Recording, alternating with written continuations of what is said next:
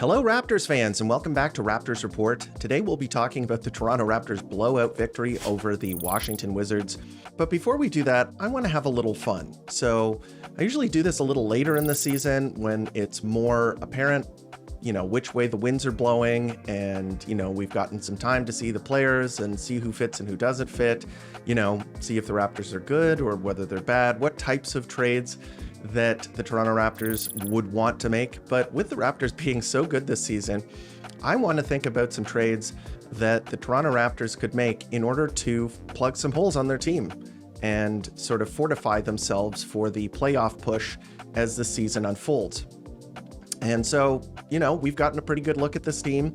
It's been just over 15 games into the season, and we have a pretty good idea of what the Raptors want to do. And what they want to do this season is compete. They want to go to the playoffs. I think that was, the modus operandi heading into the season, but they were a little cagey with it. They didn't want to, crow about how good they were and all that.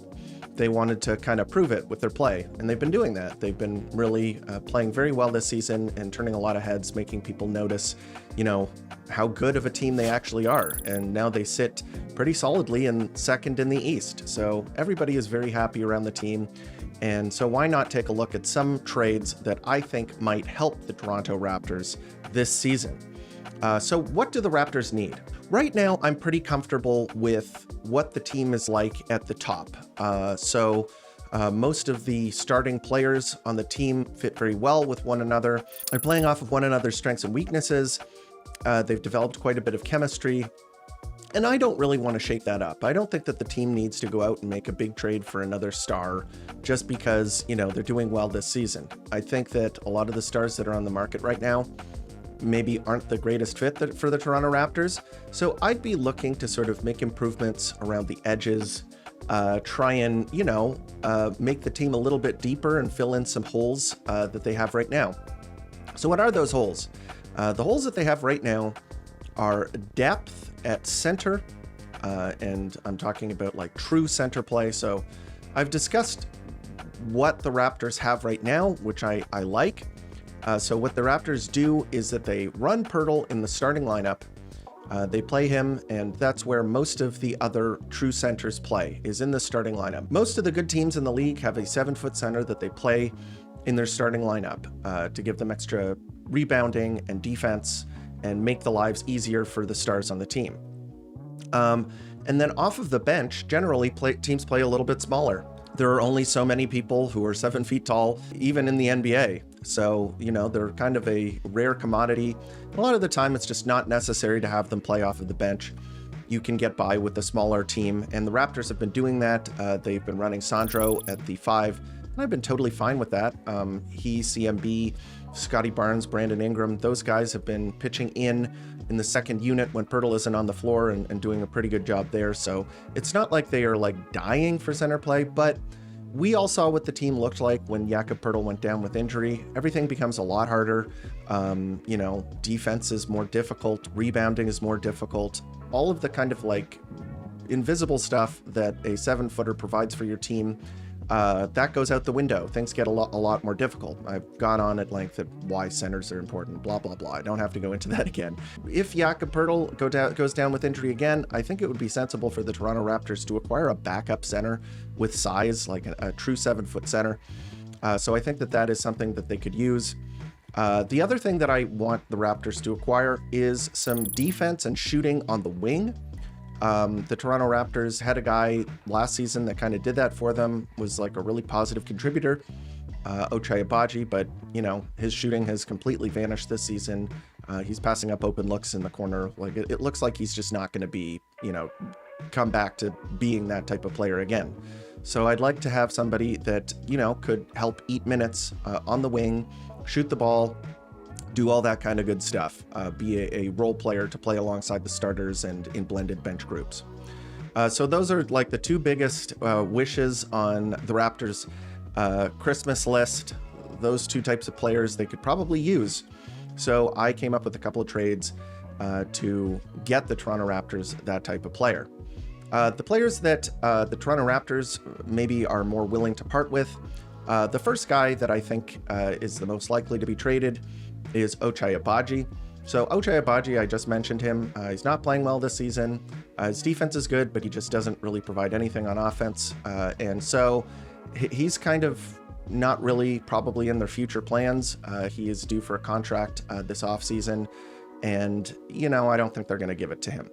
And his salary is still pretty useful in trades. Like, he's making $6.3 million this season, which means that it will be useful in combination with other players in order to acquire players from other teams. So he's not really worth that much, but, his contract expires and, maybe some other team might look at his stats from last season. So I think it's worth it to give him a shot. In any case, let's take a look at some of the trades that I concocted here and why the teams would do them, why the other team would do it, and why the Raptors would. So the first one is Brook Lopez for Jonathan Mobo, Ochai Agbaji, and a future second-round pick. So why for the Clippers? So the Clippers are horrible this season. They have really underperformed expectations, and, it's not looking too hot for them. They're old, they're injured, they have a ton of players under contract, and they're not very good. So they'll probably be looking to tinker around with the team. They don't have their pick this season, so they are not incentivized necessarily to tank. So you have to keep that in mind. Ochai Agbaji, Jonathan Mobo, maybe they're not the cream of the crop in terms of younger players, but they are athletic, and those players could help the LA Clippers with their moribund fast break. The Clippers are one of the worst, I think the worst fast break team in the entire league. They don't get out in transition, and they really struggle to stop other teams from running on them. Ochai Agbaji and Jonathan Mobo would really help them in that regard. Like, they're both strong defensive players. They can get out, fill the break, dunk the ball in transition. They could probably help the Clippers with one of their biggest problems right now. It also makes them get a little bit younger, and it gives them a bit of draft capital. They signed Brook Lopez this offseason. They're probably not that attached to him, and they probably would be willing to give him up for some young players and picks. So that's the idea there. Why for the Raptors? So Brook Lopez is a longtime vet in the NBA. He is a massive, massive player, like huge, both tall and broad. And he can guard the basket and he can stretch the floor. He is a consistent three-point shooter for the past, decade or so. And he would give them a pick and pop option. He's a great screen setter. He pitches in around the basket, grabs rebounds. He's a traditional center who can shoot the ball. He's very slow foot speed at this point in his career, but it would give the Toronto Raptors a strong defensive option in the paint off of the bench. And if Jakob Poeltl, heaven forbid, goes down with injury, you could put him into the starting lineup, and you could you wouldn't be able to run the same type of defense that the Raptors like to run, where Poeltl guards the perimeter. Brook Lopez is pretty much confined to being a drop defender, but I think they could make it work. He also has a pretty team-friendly deal. He is making around $8 million a season this year, and next season there's a club option. So if he's good enough and the Raptors like him, they could bring him back. And another thing is that Mobo and Agbaji are, they're not blue chip prospects. They're young guys who are athletic, but they haven't shown a ton in Raptors uniforms. I think that they've just kind of, the Raptors have guys at their positions, and this would just be kind of like a way of them to clear those players out and get a player that they could use this season. I'd be in favor of this kind of trade. Next up is a little bit saucier. It's something that, it's risky, it's exciting, there's some bigger names involved, younger players. So why don't I give you the breakdown here. This would be Dereck Lively II for Ochai Agbaji and this year's top 10 protected first-round pick. So why would the Mavericks do this? Okay, so Dereck Lively, he has been dealing with injuries for a while now. He has a knee injury this season. He was injured last season, and he hasn't been able to play very much for the Mavericks in the regular season. Also, without Kyrie, without Luka Doncic, Dereck Lively has not been as effective. It's just the way the basketball works. Centers require creation in order to be effective. They're essentially role players on offense who set screens, and then can finish on the inside usually when the point guard sets them up. And the Mavericks really don't have that right now.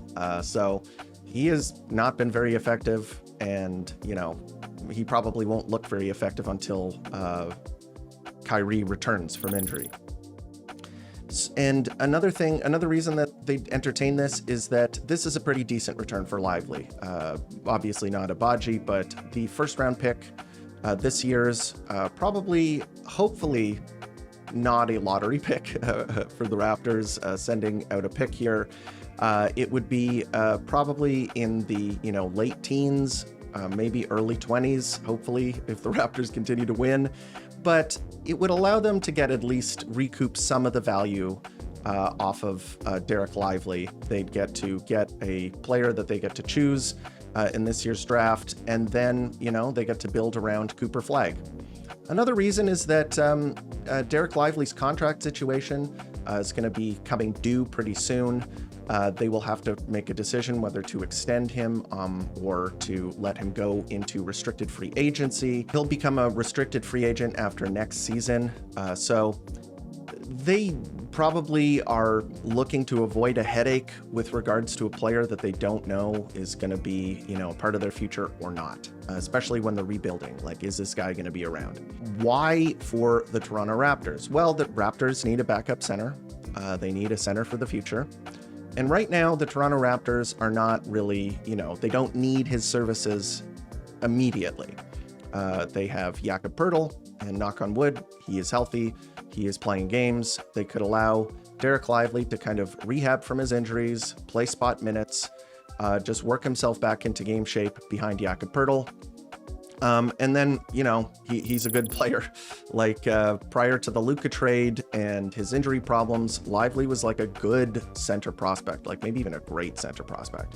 And he played amazing minutes for them in their finals run. Like, he looked dominant on the defensive end and on the boards. The guy has talent. Like, he is a big body, 7'1". He can grab rebounds, block shots. He's a menace around the rim.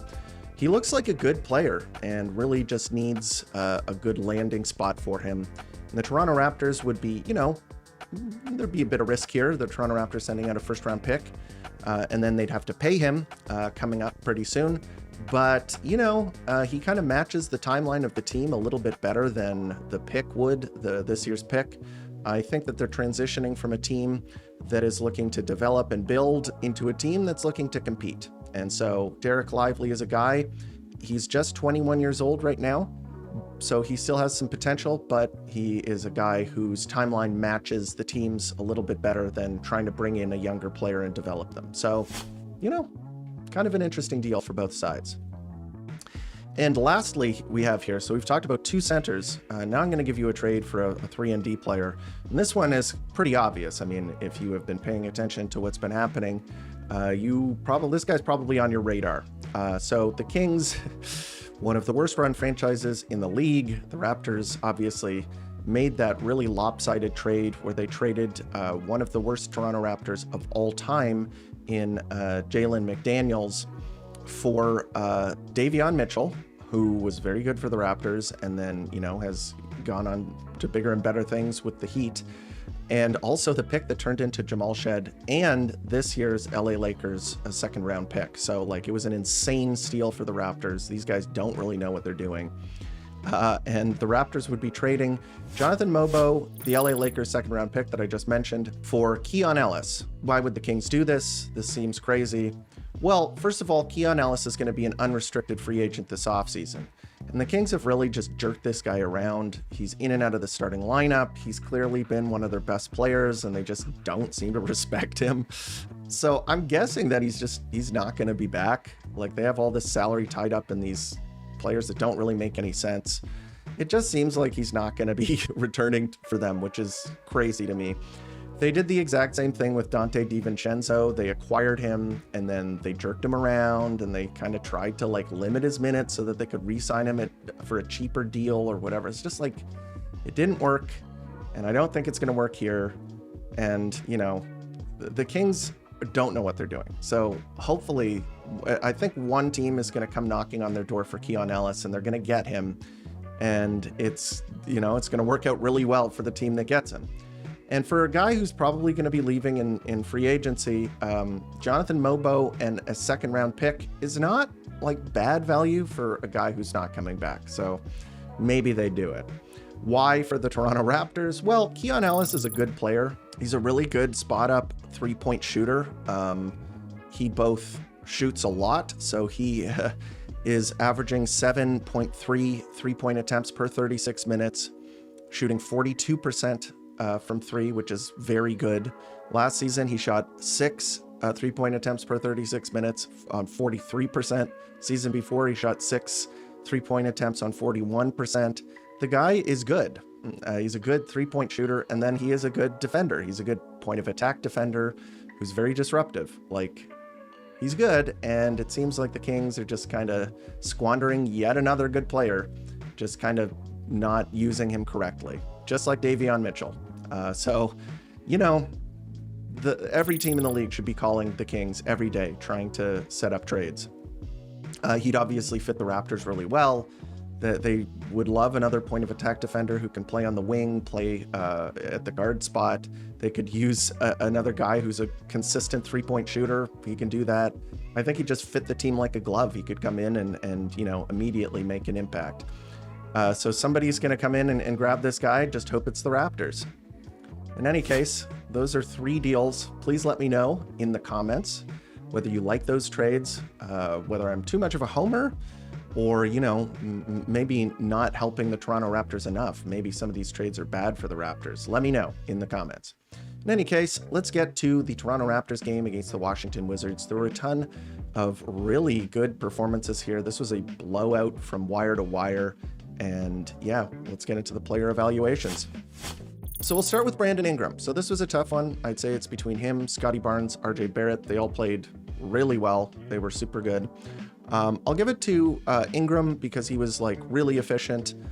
24 points on 12 shots. He went to the line 13 times, shot 12 of 13 from the stripe, which is great. He was 0 of 3 from 3, but you know, he had 8 rebounds, 6 assists, 2 steals, 1 block, and 4 turnovers.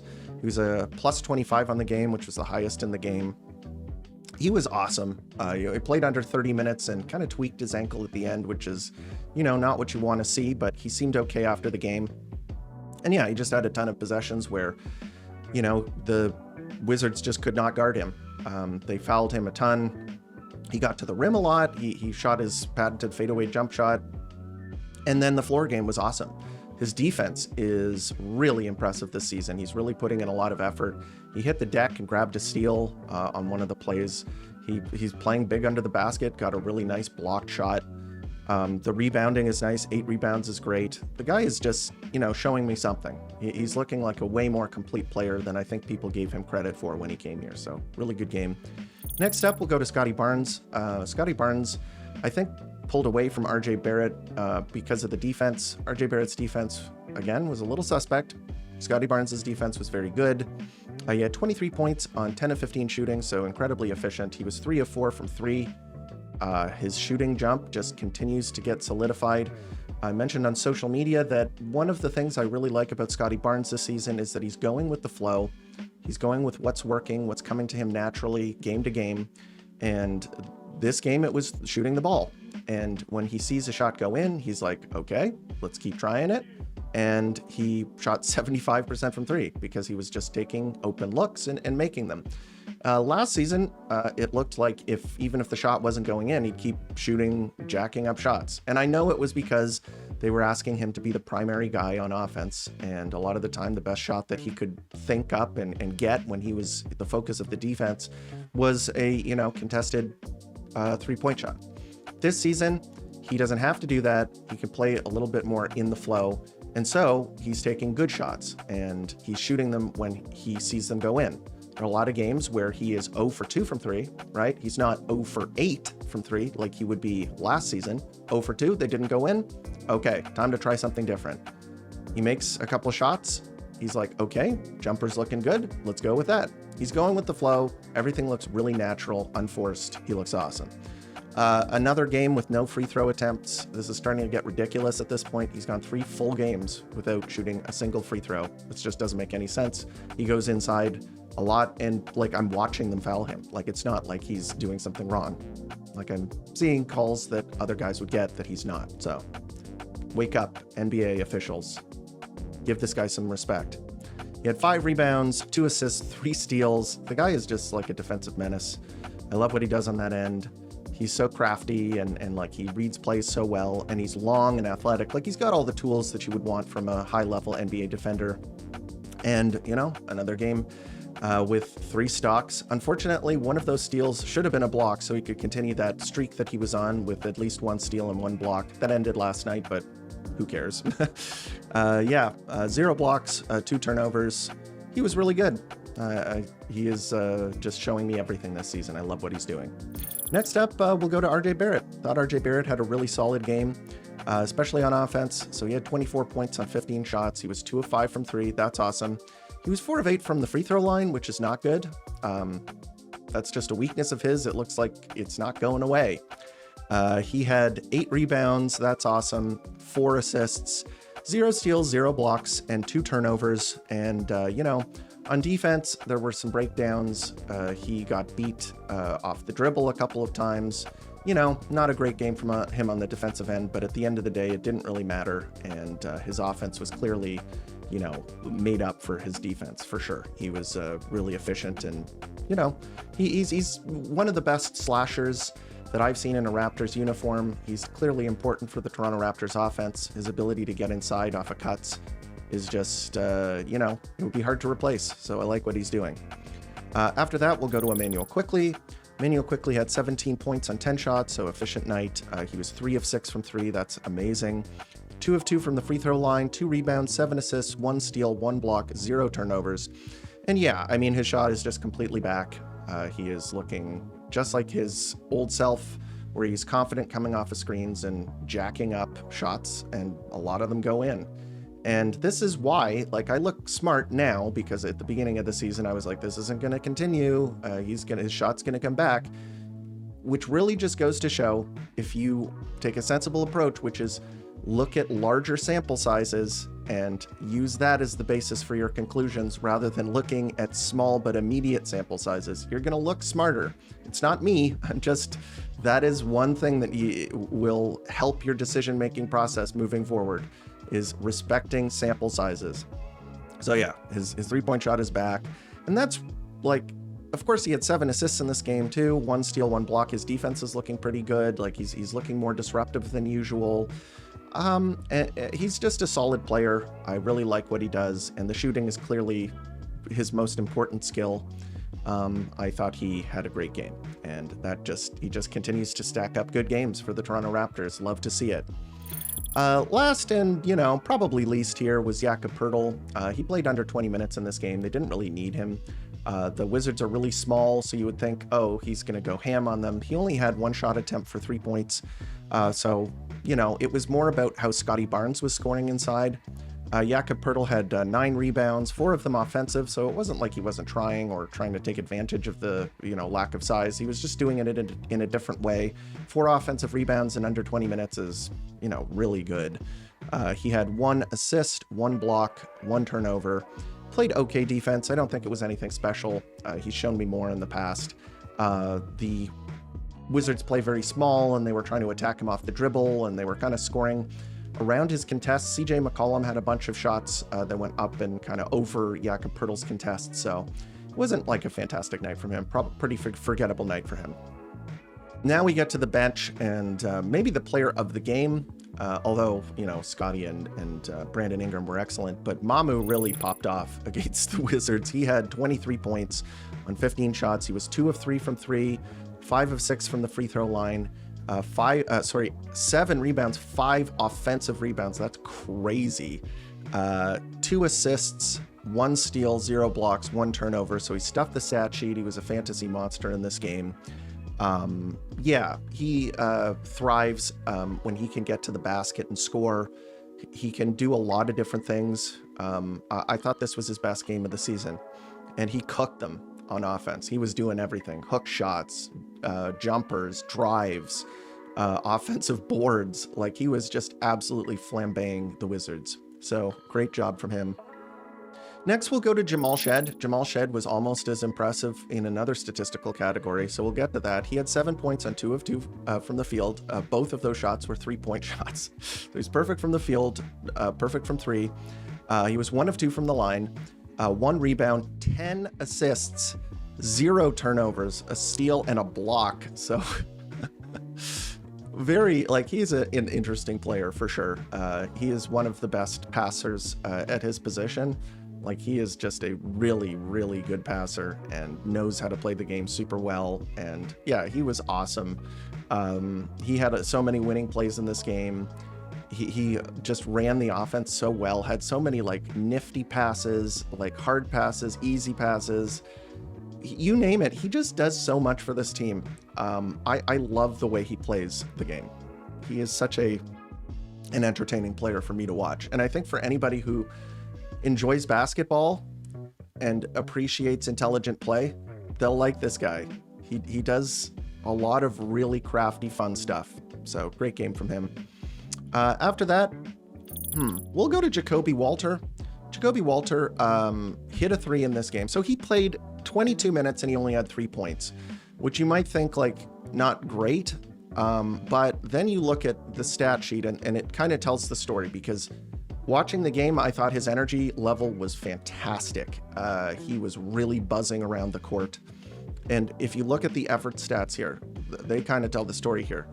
3 rebounds, all of them offensive. So in order to get an offensive rebound, you got to put in some effort. Balls don't just fall into your hands on the offensive end. You got to get in there, get your hands dirty. He had 2 assists, 3 steals, 0 blocks, 0 turnovers.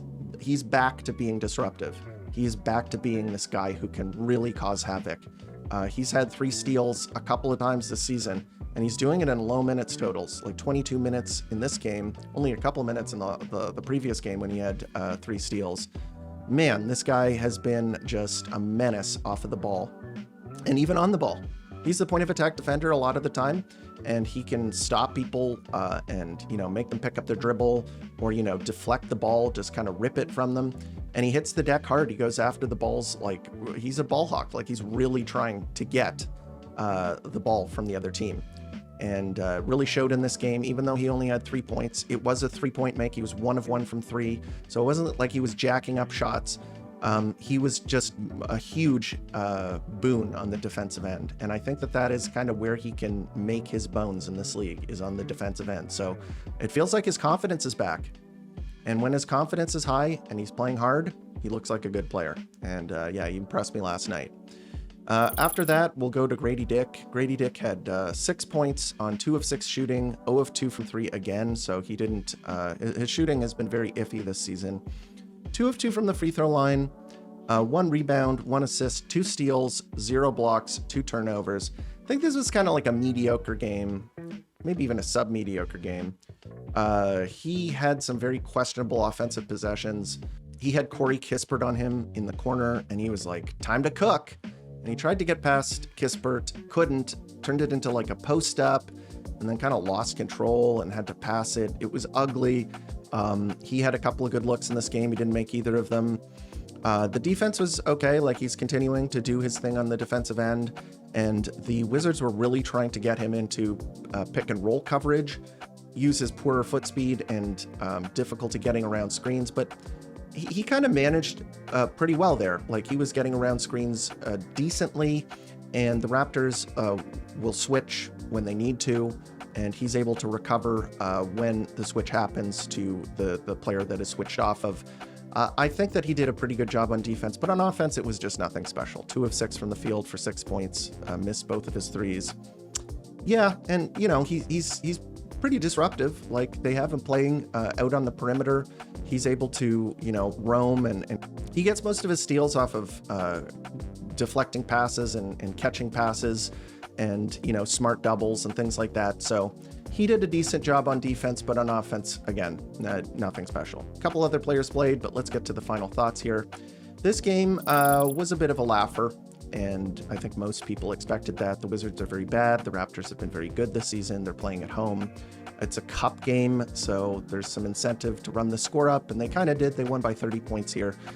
In the first quarter, the Raptors it looked like it could be a close game, but they kind of played with their food and got away with it.